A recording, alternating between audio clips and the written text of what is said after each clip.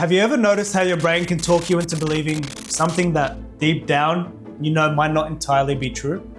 For instance, someone doesn't text you back and you automatically think you must have done something to make them mad. You stumble over your words in a meeting and you start picturing everyone laughing at you behind your back. You're feeling nervous before a date, and for some reason, your brain thinks it's a good idea to remind you of all the awkward things you did since you were 5. And now you can't stop thinking of all the ways you're going to mess this up. We might laugh when we say these out loud, but in the moment, they feel so real. So today, I'm going to show you how to turn the volume down on these thoughts, not by plastering fake positivity over real problems, but by learning practical ways to spot the mental habits that distort reality. Think of your brain like a 24-hour news network. Its job is to keep you paying attention. And just like a real news network, your brain knows a little secret. Peace is boring, but panic gets views.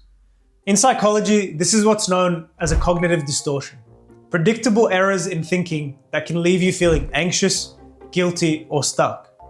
Today, we're going to focus on 4 that tend to hog the spotlight. We're going to think of these distortions as uninvited dinner guests, each with their own loud opinions. The first guest we're going to meet is catastrophizing Carl. He's the guy that's always ready with the worst case scenarios. He'll take the smallest missteps and turn it into the end of the world. Then there's black and white Brenda.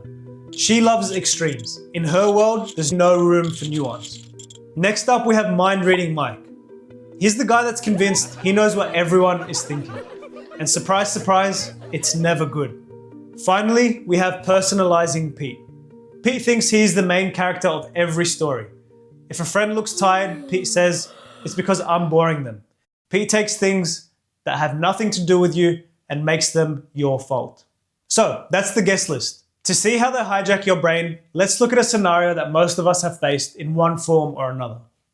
Let's say you text a friend, 2 hours go by, but there's no reply to your text. Here's how the guests chime in. Catastrophizing Carl immediately jumps to the letdown. Great, they're definitely flaking. I'm going to be stood up and I'll look desperate for even asking. Black and white Brenda draws a hard line in the sand. If they actually wanted to hang out, they would have replied by now. Clearly, I'm not a priority. Mind-reading Mike assumes he knows the intent behind the silence. They definitely saw the text and they're ignoring me on purpose because they don't want to go out. And finally, personalizing Pete assumes the silence is a punishment. I bet I annoyed them with one of my last messages.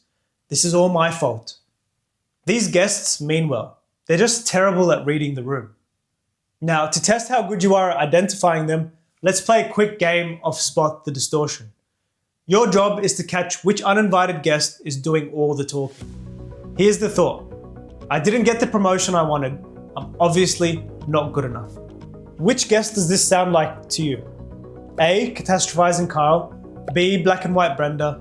C. Personalizing Pete. Or D. Mind-reading Mike. Take a second, it's not always as obvious as it looks. The correct answer is B. Black and white Brenda. Brenda's an all or nothing thinker. She's persuasive because her logic feels neat and simple. But reality is usually far more complicated and nuanced than she makes it out to be. If you guessed wrong, don't worry. These guests can be quite sneaky. Okay, let's try one more. Here's the thought. I noticed a typo in an email I just sent to the client. They're going to think I'm unprofessional. I'm going to lose the sale and my boss is going to be mad at me. Which guest do you think this sounds like?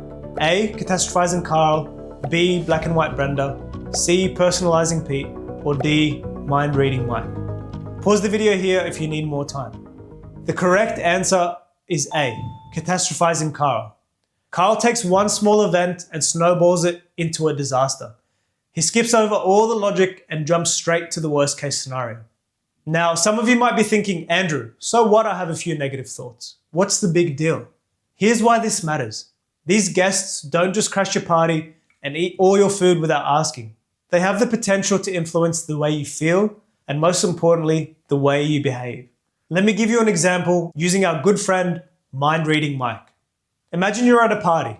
Mike convinces you that everyone there thinks you're boring and you should probably do your best to lay low, so you don't make a fool of yourself. And because you believe him, you begin to withdraw. You cross your arms, you avoid eye contact, and for the rest of the night, you just sit there on your phone. For those of us who have been in this situation, you know exactly what happens next. Because you're acting cold and distant, people at the party don't talk to you. That's when Mike leans in and says, "See, I told you they wouldn't like you." These thoughts, if left unchecked, have the power to change the way you interact with the world around you, the relationships you build, and the opportunities you take. So how do we take back control?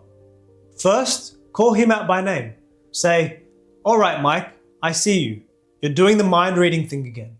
It separates you from the thought. You stop being the anxiety and you start observing it. Next, ask to see the receipts. These distortions hate nuance. So force them to look at the actual facts, not just your feelings. Now, sometimes Mike isn't completely wrong. Sometimes there is a grain of truth. The logical response isn't to retreat, it's to separate the moment from the meaning. You say, "Okay, Mike, that interaction was a little awkward, and maybe they do think I'm boring, but that doesn't automatically mean I'm unlikable. It just means we ran out of things to say. I'll try talking to someone else. Maybe we'll have more in common." Another option is to use the "so what" defense. You say, "Okay, Mike, maybe the people here think I am boring. So what? Does that mean I can't enjoy this party?" By accepting the awkwardness, you take away Mike's power to use it against you. Finally, use the best friend rule. Ask yourself, if my best friend felt awkward at a party, would I tell them that they're boring and they should just go hide in the corner? For your friend's sake, I'd hope not. So why are you letting Mike hold you to a standard that you wouldn't apply to anybody else? To be clear, this isn't about forcing yourself into blind optimism. It's about loosening the grip these thoughts have over you. But here's something I want all of you to understand. Challenging these thoughts isn't going to feel natural at first. So don't expect this to feel like a light bulb moment, where you suddenly believe the new, more balanced thought with 100% conviction. At first, it will feel awkward, and maybe like you're faking it. But the more you practice and the more you prove these dinner guests wrong, the easier it will be for your brain to consider other, more nuanced versions of reality.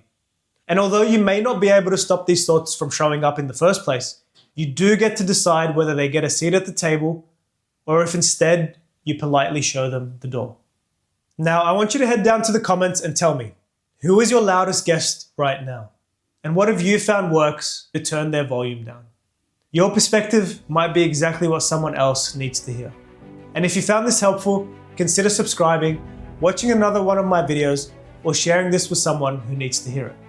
And as always, this isn't where the conversation ends. It's where it begins.